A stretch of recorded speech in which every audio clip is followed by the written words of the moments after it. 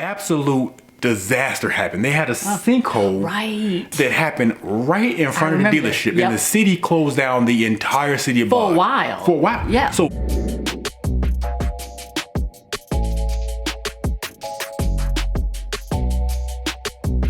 Hey, I'm Stephanie. And I'm Chris. And welcome to Our Story. We got a doozy for you today. Yeah, we definitely do. And this is something that I think will be interesting because this is one of those things that was not within my awareness until I got the formal education associated with entrepreneurship. Because I came from a place where it was the school of hard knocks. You went out there, you did something, figured it out, learned the lesson, and you brought it to others into your business. Yes. So what we're going to talk about today is establishing and improving your exit strategy. I remember when you first came to me and you were like, we need an exit strategy. And in my mind, I was like, what do we need an exit strategy for? We're in business. Aren't we going to always be in business?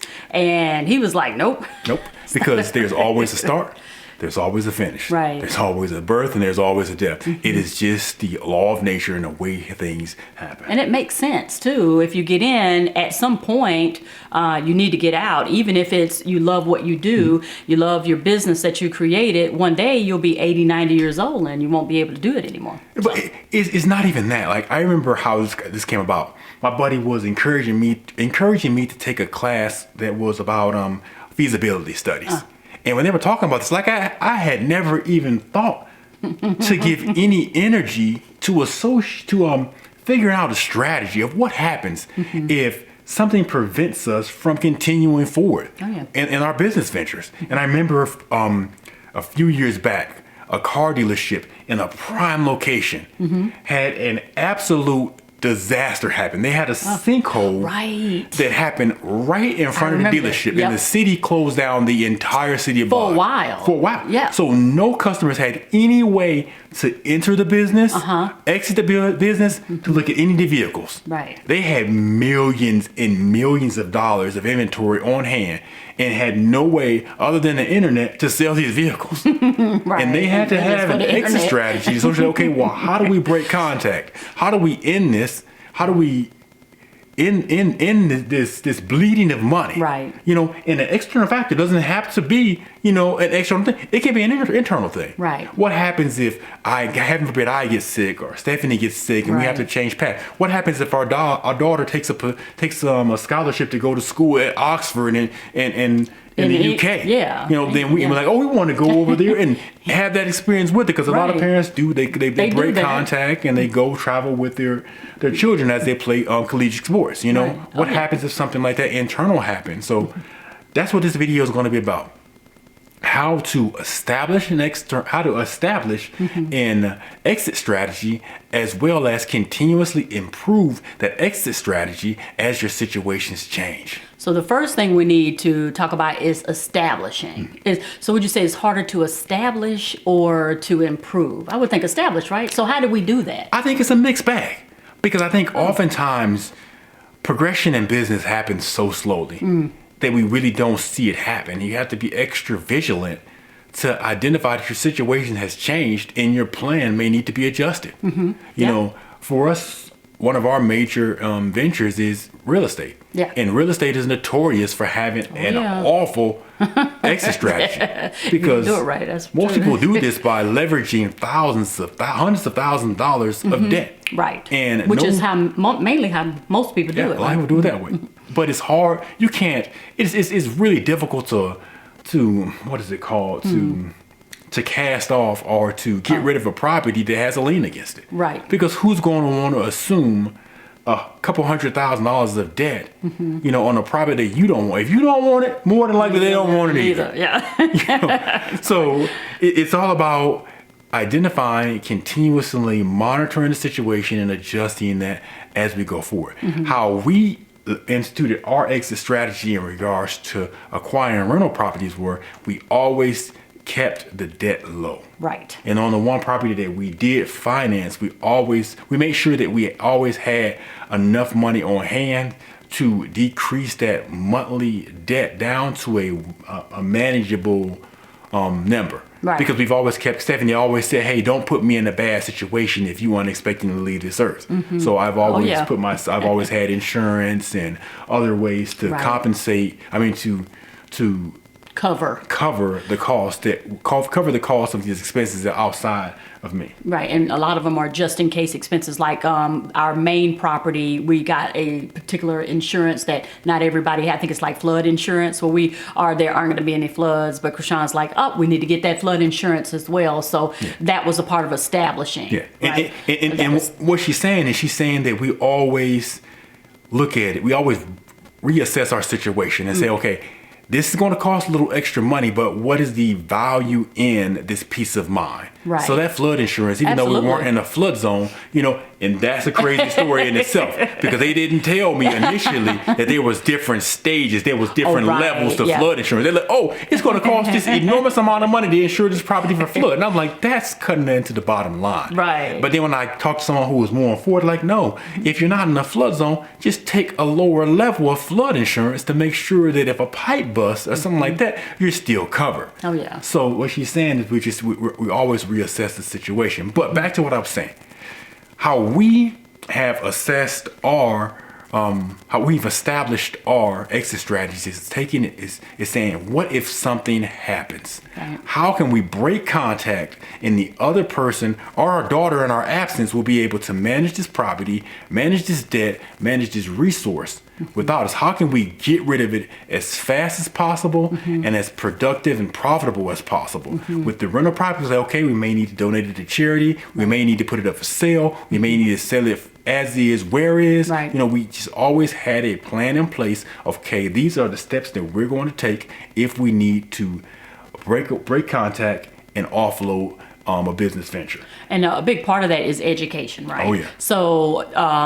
you found out, okay, I need an exit strategy. You talked to me about it. So how did you educate yourself to make sure that you were doing everything that you could do under your power? Because I'm sure everybody's exit strategy is a little bit different. Yeah, I'm sure it is. The one thing I did was I got the formal education. I sat down there, and it's funny when you have key terms, it allows you to look more in depth into subject matter, into subjects. Oh, yeah. So I read everything I can get my hands on in regards to exit strategies. I've asked individuals who were in similar fields what exit strategies they have in place, and then I coupled the two. I identified the best practices from academia, and I identified the best practice for the individuals who are actually doing in the field that we're in as well. But you also researched the LLC and about protection as far as that. That's LLCs, gotta insurance, umbrella policies, and things like that. Right, just in case somebody Also, wanted to sue. So that's a part of establishing the exit strategy too. I think what you're saying is you just really have to be intentional and continuously updating your information and making sure that you are up to date on the different changes that affect us. Because one of those external factors that will cause you to have to institute your external factor is laws. And if you're not continuously up to date on the laws, like for example, we had a property where they sent us a notice out of the blue, like, hey, you own a multi-family home, but we are changing the zoning laws in this area and it will affect you. Right. We hadn't planned for that. Right. But we had planned for an exit strategy. So if we needed to offload that property, we could do so because it would have been totally financially unfeasible to keep that property as a single family home because it was so big. Right. So you definitely have to you have to continuously educate yourself on the factors, the laws, the regulations, the mandates that govern the industry in which you're in, as well as continuously assess all of those factors, internal and external, to refine your exit strategy. And so in totality, we have arrived at our full exit strategy of being debt free, not only personally, but as a part of the business too. So we're debt free and then all our properties are debt free, which I think is culminates that exit strategy to the T. Now, how do we improve on that, or can we? You definitely can, because you have to realize a lot of people get really blinded and they think that the money is the only thing that can affect an exit strategy. Oh. And it goes far beyond that. Like I say, laws, mandates, And regulations, they don't cost you anything, but they can dang show make you not be able to operate that business anymore. If you're in the makes sense. business that requires you to be 100% face to face, and the mandate comes out that says you can't be face to face anymore, you have to close that business. Yeah, that's true. If you operate rental properties to where you're thousands of miles away, and then the city puts a mandate in place that you have to inspect that property once a year, and you got to be physically present to do that, Right. it may not be financially feasible for you to continue to run that business. Right. So the dollar associated is not just the only thing. And that's why you have to be extra vigilant to look at the factors that may not be absolutely obvious. That's why when I do my exit strategy, I don't do it based on different factors. I come up with several strategies that I can put in place if anything comes up that I can cut ties with this particular business venture, and I can walk away happy in the way I did it. If I have to donate one of my properties to charity, I'm 100% fine with it. I have the charity that I want to donate it to, I'm 100% behind their cause, and I'd be happy with it. You know, if it comes to that. Yeah. So I think that's one thing that I want to drive home is don't put those blinders on and only look at one factor that would determine whether you need to cut ties with the business.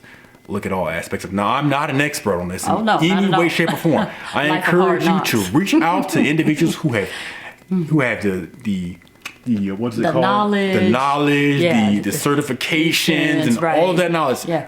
They get paid good money for a reason because Right. they're very good at what they do. Right. So take this for what it is. If you see value in it, use it. If you don't. But make sure you consult somebody who's an expert in the field. So I would say before we close out today, what is your biggest lesson when it comes to establishing and improving your exit strategy?